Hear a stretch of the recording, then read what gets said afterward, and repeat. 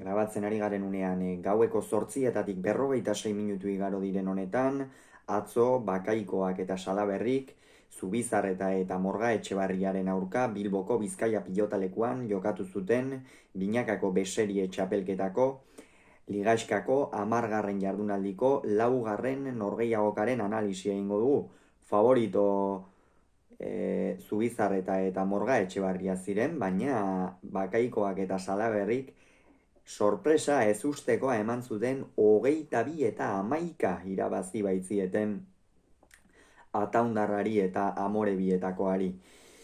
Aurreko jardunaldian gogora ezagun batetik Larrazabal Salaberri bikote titularrak ordukoan Alberdik jokatu zuen, Etxebarrin 22 eta 11 galdu zutela Senar eta Eskirozen aurka.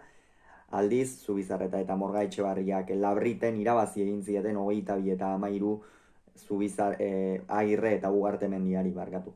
Beraz, bi bikoteak dinamika oso desberdinetan iritsi ziren atzoko norgehiagoka horretara, eta Larrazabal Salaberri bikote titularrarentzat funtsezko puntua zen atzokoa, izan ere hor sekulako saltsa dago, 5-6 postu horietan, eta benetan puntu oso baliotsua lortu zuten inongo zalantzari gabe. Oraindik ere Iker Larrazabal ez da berreskuratu, lehengoan ere Unai Alberdik jokatu behar izan zuenaren ordez, atzo berriz Joanes Bakaikoa aritu zen, eta bai ongi aritu gainera, lehendabiziko tantotik oso erasokor ikusi genuen, Zubizarretari asko jokatzen motzean, baina oinetara, eta partidako estrategia garbi zeukan, ez? Nik uste azken finean ikusten ari gara, nola Aimar Morga Etxebarriak atzeko kuadro horietan sekulako sendotasuna daukan, ez bakarrik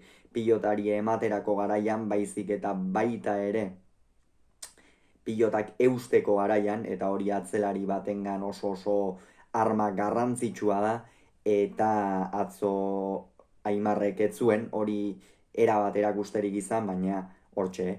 5 eta 2 aurreratu ziren Zubizarreta eta Morga Etxebarria, hor iraitzek sekulako hasiera eman zion partidari, egia esan bazirudien Bakaikoaren hasierako estrategia horrek arrakasta gutxi emango ote zien gorriei, baina gerora partida erabat aldatu egin zen, 11 arte oso berdinduta joan ziren, baina gero hortikan aurrera jada erabat joan egin ziren.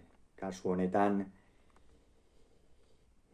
Bakaikoa eta Salaberri Rubenek atzean sekulako nagusitasuna erakutsi zuen. Hau da, ez, horregatik jartzen genituen txapelketa hasieran Larrazabal eta Salaberri favoritoen artean. Ruben Salaberrik atzetikan sekulako sendotasuna dauka, horrez gain pilota 3-4 kuadroan hartzen duenean ere luzatzeko gaitasun handia dauka, frontisa ongi baliatzen duen atzelaria da, eta atzo hori erakutsi zuen eta erabat nagusi izan zen atzeko kuadroetan, eta horrek Bakaikoari noski aukerak ugaritu eta Zubizarretari asko murriztu zizkion, eta horregatik bigarren zati horretan batez ere Iraiz Zubizarretak ez zuen bere jokoa, bere betiko joko klasiko hori egiteko aukerarik izan inondik inora ere, eta azkenerako 22 eta 11 amaitu zen partida, lehen erdia oso berdindua joan zen, baina bigarrenean erabat nagusi izan ziren Bakaikoa eta Salaberri,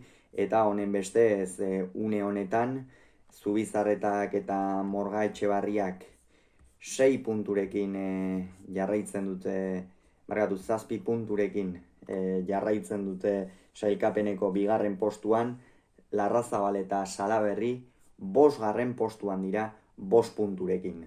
Hauxe beraz esan beharrekoa, hurrengoan gehiago izango duzue, bitartean ongi izan, agur.